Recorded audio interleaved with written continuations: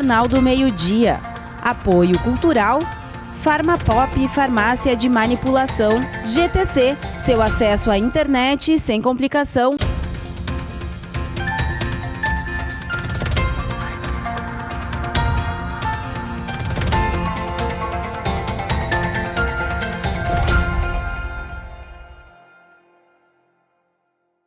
Olá, boa tarde. Hoje é dia 7 de abril, estamos começando o Jornal do Meio-Dia desta quarta-feira. Na edição de hoje, vamos ver que Montenegro e Triunfo debatem sobre a divisa dos municípios. E nós seguimos falando sobre a Semana do Autismo aqui em Montenegro. Hoje nós vamos receber aqui no estúdio a vereadora Camila Carolina de Oliveira. Mas isso é daqui a pouco. Vamos saber mais sobre esse debate, então, que envolve a divisa de Montenegro e Triunfo. A discussão é motivada pelos transtornos causados aos moradores das regiões limítrofes. Representantes das prefeituras municipais se reuniram em busca de solução. Moradores de Montenegro e Triunfo reclamam que questões geográficas causam transtornos na divisa entre os municípios. O problema começou em 2014, quando o IBGE realizou uma atualização dos limites entre os municípios, utilizando uma escala de 1 centímetro para cada 50 mil metros. Antes, estes levantamentos eram feitos com visitas a campo. O resultado acabou mudando os limites até então históricos e costumeiros, sobretudo nas localidades de Vendinha e Fazenda Quadros, criando situações de proprietários de matrículas de imóveis em uma cidade, a partir de então passando para outra. A administração municipal de Triunfo está buscando restabelecer os limites antigos com base na Lei Municipal de 2018. Um projeto similar deve ser apresentado pela administração municipal de Montenegro para que as duas leis sejam remetidas à Assembleia Legislativa para que seja referendada a solução para os dois lados envolvidos em comum acordo. O prefeito de Triunfo, Murilo Machado, se reuniu com o vice-prefeito de Montenegro, Cristiano Bratz, para debater a questão em busca de solução. Além de Triunfo, outros dois municípios têm situação parecida envolvendo as divisas com Montenegro, Paverama e Brochir. O Departamento de Transporte e Trânsito de Montenegro informa que a rua Bento Gonçalves está bloqueada para a passagem de veículos. A interrupção acontece na quadra entre as ruas São João e Olavo Bilac. O motivo é uma obra que está sendo realizada no local. O bloqueio já ocorre nos últimos dias e a previsão é de que amanhã o trânsito já esteja liberado. E nós vamos então para um rápido intervalo e no próximo bloco vamos conversar sobre a Semana do Autismo de Montenegro com a vereadora Camila Carolina de Oliveira. Nós já voltamos.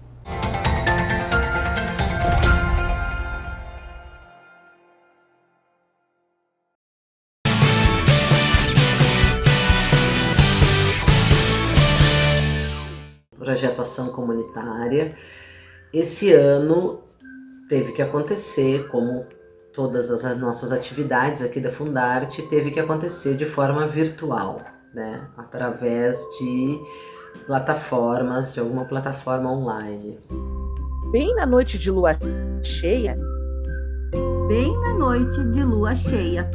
Nós seguimos, como no presencial, com o objetivo principal de trabalhar e experimentar possibilidades de contar uma história, né, para outras pessoas, né, dessa partilha, né, desse compartilhar de uma história, de uma narrativa. E experimentamos, sobretudo nós fizemos exercícios, tentando adaptar exercícios que se faziam em sala de aula para dentro das nossas casas, sem o grupo, sem o conjunto, né?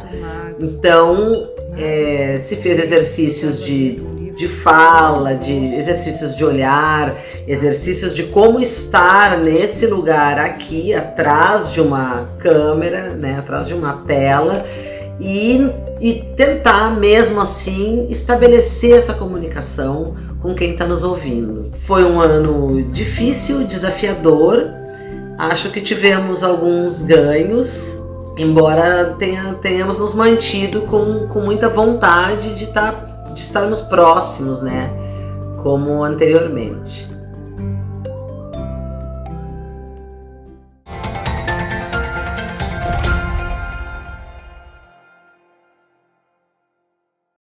Estamos de volta com o Jornal do Meio-Dia e nesse segundo bloco nós vamos falar sobre a Semana do Autismo aqui de Montenegro. Por isso nós estamos recebendo aqui no estúdio a vereadora Camila Carolina de Oliveira, que é uma das proponentes dessa semana aqui de Montenegro, e a gente vai falar também dessa atividade que acontece hoje à noite. Camila, obrigada pela tua presença aqui no Jornal do Meio-Dia, mais uma vez aqui no nosso estúdio, para falar dessa semana tão importante aqui no município. Muito obrigada. Então, bom dia a todos, é sempre um prazer muito grande poder estar aqui na TV Cultura, divulgando aí o nosso trabalho. Bom, falando dessa semana, né, uma proposta sua junto com a vereadora Ana Paula Machado, conta um pouquinho dessa ideia, né, de por que ter essa semana, então, em Montenegro, né? Vamos lá. Acredito que todos saibam, quem não sabe agora vai ficar sabendo, eu sou técnica de enfermagem, eu sou da área da saúde. Então, eu trabalhei com crianças com autismo, cuidei de crianças com autismo. E desde esse momento, então, eu passei a entender um pouco melhor como funciona, como é o autismo nas pessoas.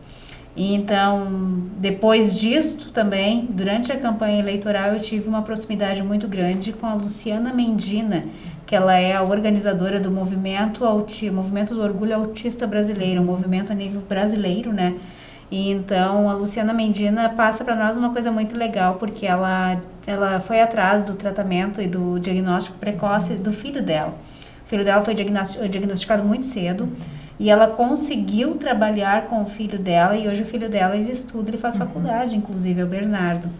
Então, devido a todo esse conhecimento de ter essa proximidade com pessoas que têm o autismo e conhecer pessoas que lutam pela causa, surgiu este sentimento, então, no meu coração, de nós aprofundarmos mais ainda a integração, a inclusão das pessoas com autismo na nossa sociedade. É muito importante que a gente divulgue, que a gente mostre para as pessoas que eles podem sim estar inseridos na nossa sociedade e que depende de nós trabalharmos políticas públicas para inserir as pessoas com autismo, com qualquer tipo de outro transtorno ou deficiência dentro da nossa sociedade.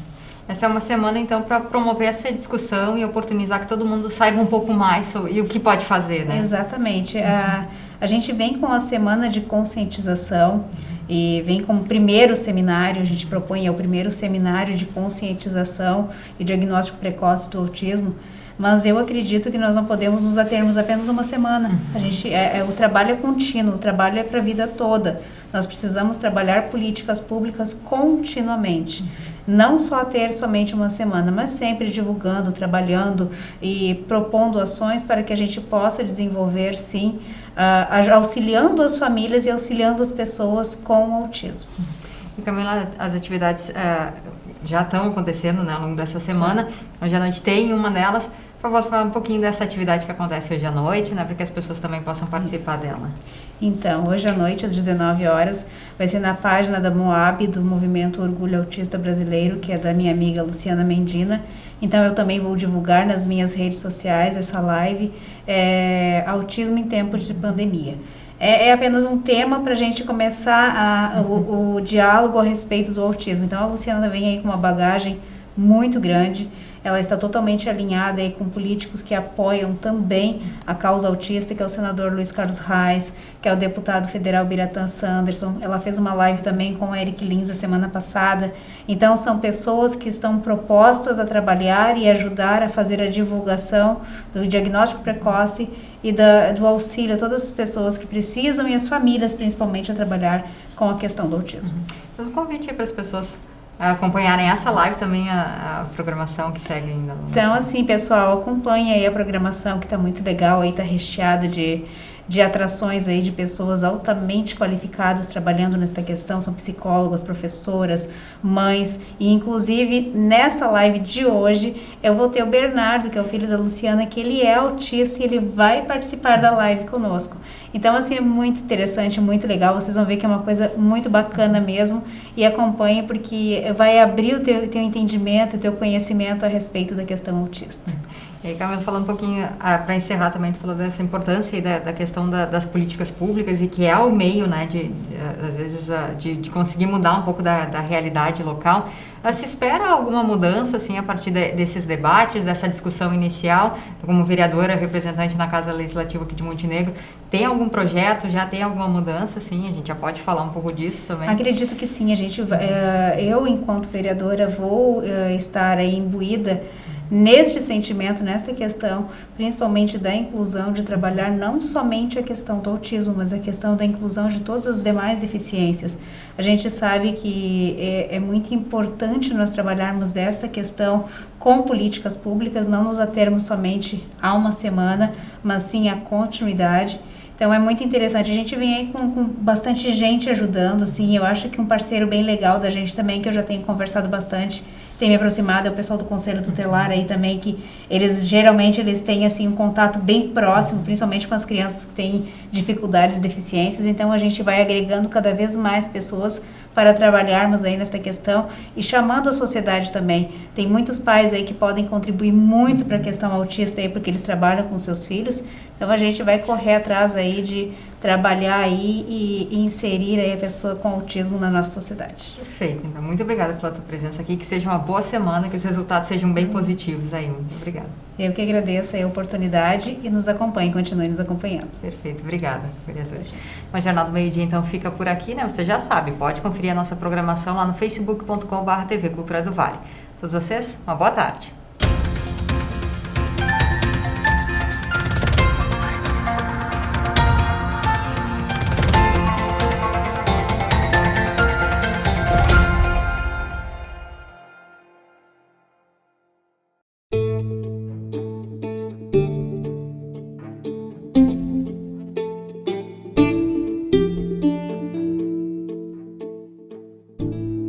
Conversar sobre suicídio pode encorajar o ato.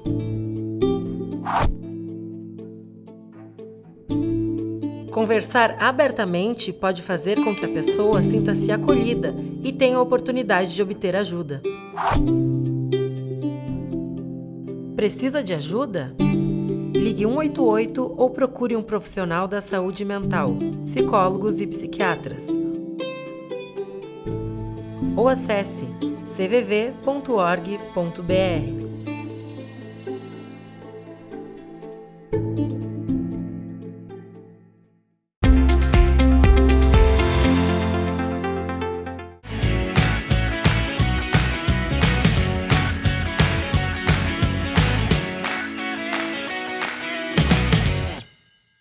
Olá, muito boa noite. A nossa conversa cultural de hoje é com a artista Liz Machado, que recentemente foi a artista que obteve o primeiro lugar entre os trabalhos premiados no 7º Salão Fundarte de Arte 10x10, com a obra Cuidado, Mulheres Trabalhando Ritos de Concepção.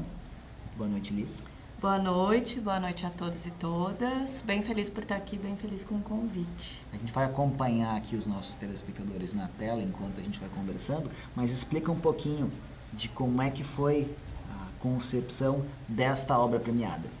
Bom, para falar nessa obra especificamente, que é o Cuidado Mulheres Trabalhando Ritos de Concepção, que é um registro que traz como protagonista da imagem a minha mãe com uma moranga partida e um facão na mão, eu preciso falar também dos ritos de aproximação, que são os processos pelos quais vem se desenvolvendo o projeto Cuidado Mulheres Trabalhando, que é um projeto que se dá em colaboração com várias mulheres, através da itinerância de um símbolo movente, uma placa ou um adesivo como esse, enfim, pelo qual o símbolo itinera e serve como dispositivo para que as mulheres olhem para o seu cotidiano, registrem, façam fotos ou vídeos do seu cotidiano e também do cotidiano das mulheres que as rodeiam, né?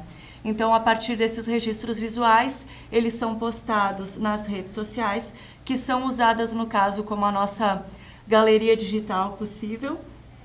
E nesse compartilhamento gera-se uma teia de visibilidade, de afirmações, de ações e de questionamentos, né, sobre também o que é uma mulher em trabalho, né, buscando essa relação de questionar quais são os trabalhos legitimados. Para o Cuidado Mulheres Trabalhando, toda ação é uma ação, né? Também tem uma relação de que o cuidado, mulheres e trabalhando essas 3 palavras separadamente, elas podem instigar também problematizações acerca dos conceitos que estão fixados sobre elas, né? Então, quem são as mulheres? Ô Liz, é tão difícil viver de arte no Brasil, né? Então, qual é a importância de salões como este, que premiam, que valorizam os artistas? É extremamente importante. Não só porque dá visibilidade para o teu trabalho, porque propõe que artistas diferentes, no caso o Salão de Arte aqui, ele é reconhecido nacionalmente. Então é um salão super importante. E no momento em que a gente está vivendo, que é bem delicado, é bem complexo, né? Um momento em que a arte, a cultura, a educação são atacadas, né? Zelar por espaços como esse, que proponham o fomento à cultura, à arte, ao desenvolvimento e à relação de criação de diferentes artistas é muito importante. Porque, por exemplo, eu nunca participei de uma exposição em uma galeria.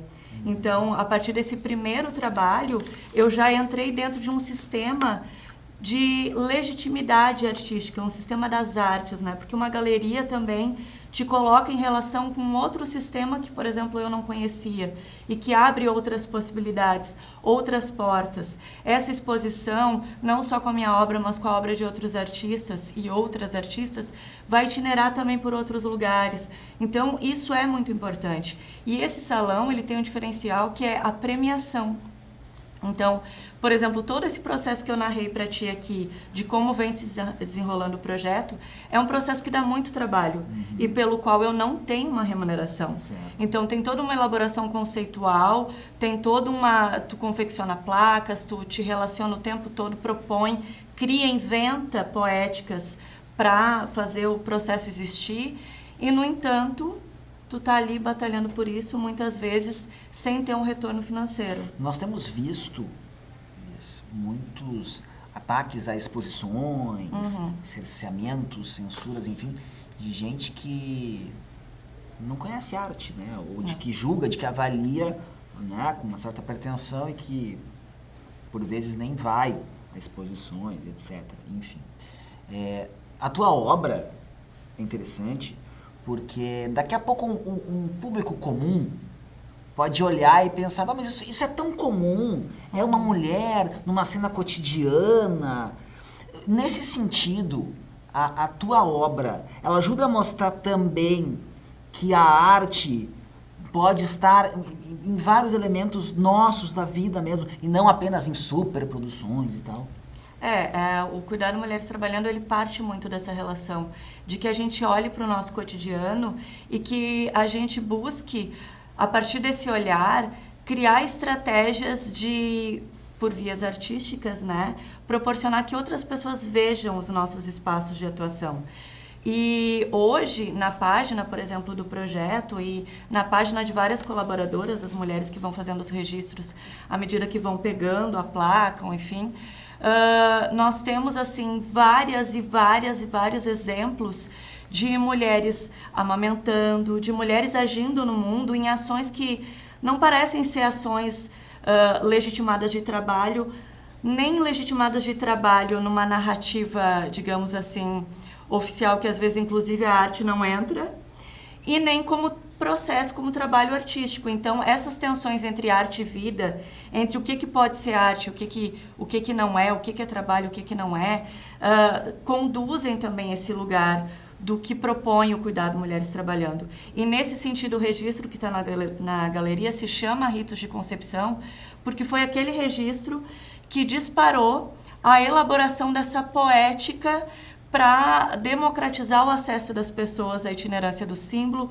aos registros visuais e para criar essa teia compartilhada, de composição compartilhada, porque é isso que vem acontecendo. E também justamente isso, a arte ela está na vida. A gente poderia falar sobre várias possibilidades de se pensar sobre a arte, não tem uma definição que diga isto é arte, mas uma das definições possíveis que a gente pode traçar aqui é que a arte ela propõe modos de olhar a vida, modos de inventar a partir da relação com os signos, metáforas, a composição de jeitos de olhar a vida. Então, eu acho que existe uma carência tão grande de relação com possibilidades diversas de olhar a vida. A gente está num momento de tantas polarizações, ou é isso, ou é aquilo, e a arte, ela não cabe nessas polarizações, ela permeia... Ela foge de rótulos, de estereótipos. Foge, porque ela está na vida, ela é a própria pulsação da vida. E a vida, gente, não é isto ou aquilo, a vida é muitas coisas. A partir do momento que a gente olha para o nosso cotidiano e pensa em todas as coisas que acontecem ao longo de um único dia da nossa vida, e pensa que é tão difícil captar e... delimitar uma narrativa para comunicar o que acontece, tu imagina para um processo artístico que compõe símbolos, que propõe a imanência e a presença de uma série desses fatores em uma única obra. Isso. Então é muita coisa. Muito obrigado pelo papo e parabéns pelo teu trabalho.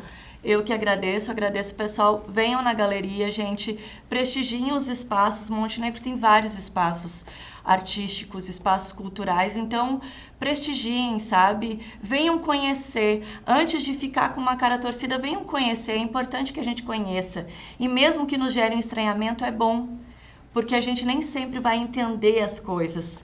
Não é sobre entender, é sobre ter a possibilidade de se relacionar e disparar sensações na relação com a arte. Essa foi a nossa conversa cultural de hoje com Liz Machado. Tenham todos uma excelente noite e até a semana que vem.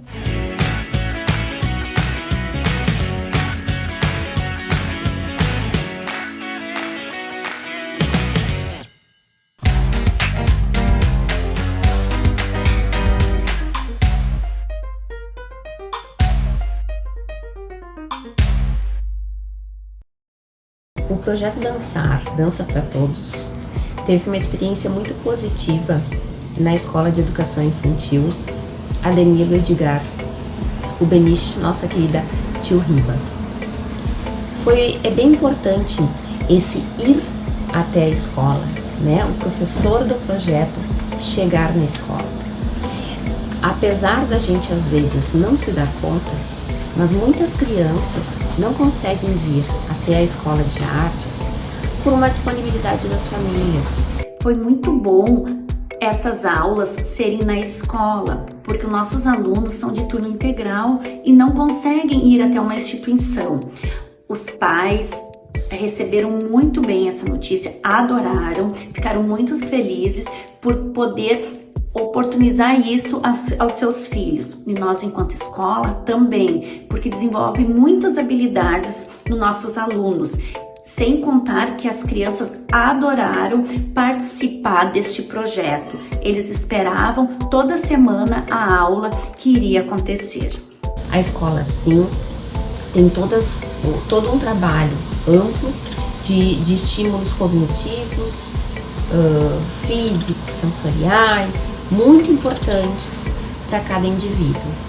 Mas a dança tem como somar e agregar muito conhecimento, estabelecendo outras conexões cerebrais que possam auxiliar nessa criança em todo o processo de alfabetização, por exemplo. Minuto Cultura Doadora. Você sabe como ser um doador de órgãos?